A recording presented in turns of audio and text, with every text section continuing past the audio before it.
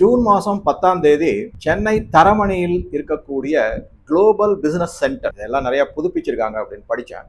அங்கே வந்து தமிழக முதல்வர் திரு MK ஸ்டாலின் ஒரு நிகழ்ச்சியில் கலந்துக்கிட்டு இனாகுரேஷன் செஞ்சிருக்காரு. எதை பற்றிய இனாகுரேஷன் அப்படின்னு பார்த்தீங்கன்னா, உலக வங்கி தமிழ்நாடு அரசனுடன் ஒரு ஒப்பந்தம் போட்டுட்டு $409.79 மில்லியன் கடன் கொடுத்திருக்காங்க. பலவித திட்டங்களை செயல்படுத்துறதுக்காக இந்த கடன் வாங்கப்பட்டுள்ளது. இது வந்து லாங் டேர்ம் கடன். இந்த கடனை முக்கியமா 3 திட்டங்களுக்காக உபயோகப்படுத்த போவதாக தமிழக முதல்வர் அறிவிச்சிருக்காரு. என்னென்ன அப்படிங்கறத பார்க்கலாம். முதல்ல வந்து வி சேஃப் அப்படிங்கிறது women employment and security, We Safe அப்படிங்கிற ஒரு திட்டம்.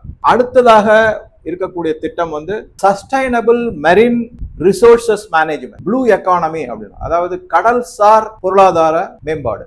அது இன்னொன்னு வந்து தமிழ்நாடு ரூரல் ரெஜுவனேஷன் ப்ராஜெக்ட், தமிழ்நாட்டில் இருக்கிற கிராமத்தைகள்லாம் மீட்டெடுக்கிறது, அதை மேம்படுத்துவது. இந்த 3 திட்டங்களுக்காக மொத்தமாக $409.79 மில்லியன் கடன் வாங்கியிருக்கு. தமிழக முதல்வரோட இந்தியாவுக்கான பிரத்யேக டைரக்டர் அப்படி இயக்குனர் வேர்ல்டு பேங்க் அவர் வந்து கலந்திருக்காரு.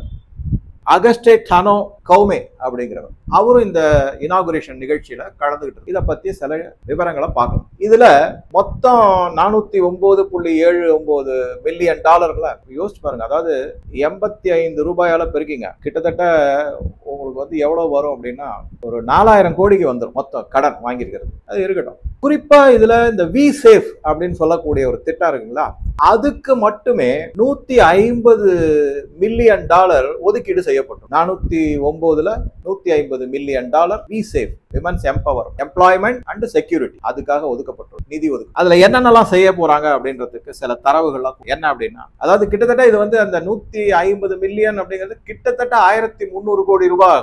அதுல வந்து 16 லட்சம் மகளிருக்கு நல்ல குவாலிட்டி ஜாப் அப்படிங்கிற. எதனால இந்த குவாலிட்டி ஜாப் அப்படின்னு நீங்க பாத்தீங்கன்னா, கிராமப்புறத்துல இருக்கிற மகளிர் வந்து சாதாரணமா வயல்வெளிக்கு சென்று வரக்கூடிய வேலைகளை தான் செய்யறாங்க.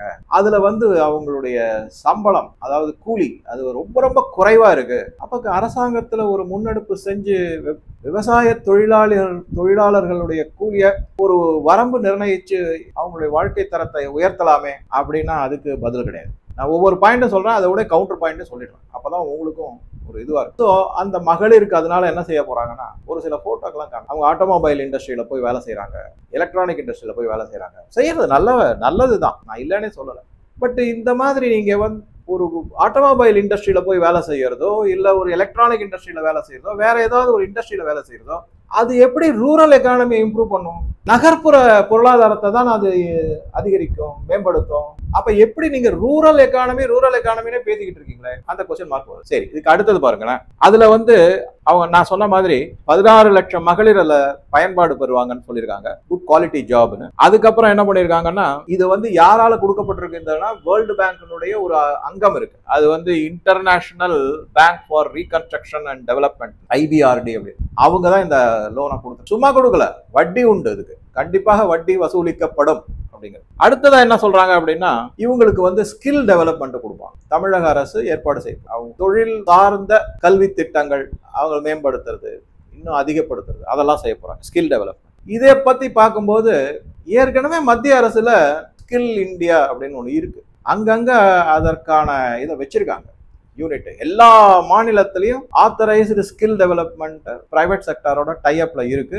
யாரெல்லாம் அங்க போய் இது பண்ணிக்கிறாங்களோ அவங்களுக்கு அந்த ஸ்கில் டெவலப்மெண்ட்டை சொல்லி கொடுத்துட்டு அதற்கான சர்டிபிகேட்டும் கொடுக்குறாங்க. கோயம்புத்தூர்ல ஆட்டோமொபைல் இன்ஜினியரிங், ஆட்டோமொபைல் ரிப்பேரிங்லாம் ஒருத்தர் நடத்திக்கிட்டு இருக்காரு. அதை நீங்க பாத்தீங்கன்னா தெரியும். அவங்களுக்கு வந்து தங்கறதுக்கு இடத்துல இருந்து சாப்பாடுல இருந்து எல்லாம் கொடுத்து, நல்லா அதுவும் நல்ல கார்லாம், அதாவது இந்த பென்ஸ் மாதிரி கார் இருக்குல்ல, அந்த மாதிரி கார்ல உங்களுக்கு ஹெல்ப் பண்றாங்க. நேரடியான அனுபவத்தை கத்துக் கொடுக்குறாங்க. ஆட்டோமொபைல் ரிப்பேரிங் அண்ட் சர்வீசிங் அதெல்லாம். அதுக்கப்புறமா அவங்கள வந்து பல கம்பெனிகளுக்கு வேலைக்கு ரெக்கமெண்டேஷன் பண்றாங்க. இது ஸ்கில் இந்தியால வருது, இது மத்திய அரசினுடைய திட்டத்தின் கீழ். ஆனா இங்க தனியா நாங்க அதனால தனியா ஒரு ஸ்கில் டெவலப்மெண்ட் செய்வோம். அது ஆச்சுங்களா. இந்த ஸ்கில் டெவலப்மெண்ட்டுக்கு வந்து கிட்டத்தட்ட இவங்க என்ன சொல்றாங்கன்னா, 6 லட்சம் பேருக்கு இவங்க அதை செய்ய போறதாக, ஸ்கில் டெவலப்மெண்ட் பயிற்சியை கொடுக்க போறதாக தெரிவிச்சிருக்காங்க. இதை தவிர கிட்டத்தட்ட ஒரு 18,000 பேருக்கு இன்குபேஷன் ஃபண்டிங், அதற்கான முன்னெடுப்புகள் எல்லாம். இன்குபேஷன்னா ஒரு சின்ன கம்பெனி மாதிரி ஆரம்பிக்கிறீங்க, ஒரு தொழில் ஏதோ ஒரு தொழில் ஆரம்பிக்கிறீங்க, அதற்கு தேவையான பண வசதிகள் இது எல்லாமே அவங்க கொடுப்பாங்க. நீங்க நல்ல நிலைமைக்கு வந்து ஸ்டெபிலிட்டி வந்து அப்புறமா பணம்லாம் சம்பாதிச்சு லாபம்லாம் வந்ததுக்கு அப்புறமா நீங்க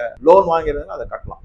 இதை தவிர இந்த $150 மில்லியன், அதாவது 1300 கோடி ரூபாயில தொழில் முனைவோருக்கு பல விதத்திலையும் நிதி உதவி செய்ய போறாங்க. இந்த இடத்துல இன்னொரு கொஸ்டின் மார்க் எனக்கு வருது. என்ன அப்படின்னா, மத்திய அரசினுடைய முத்ரா ஸ்கீம் இருக்குங்களே, அதுல முத்ரா ஸ்கீம்ல எந்த விதமான அடமானமும் தேவையில்லை அப்படின்னு தான் நம்ம நிதி அமைச்சர் சொல்லியிருக்காங்க. கோயம்புத்தூர்ல ஒரு நிகழ்ச்சியில அப்படியே லிஸ்ட் போட்டு காமிச்சிருக்காங்க எத்தனை பேர் முத்ரா லோன் வாங்கியிருக்காங்க.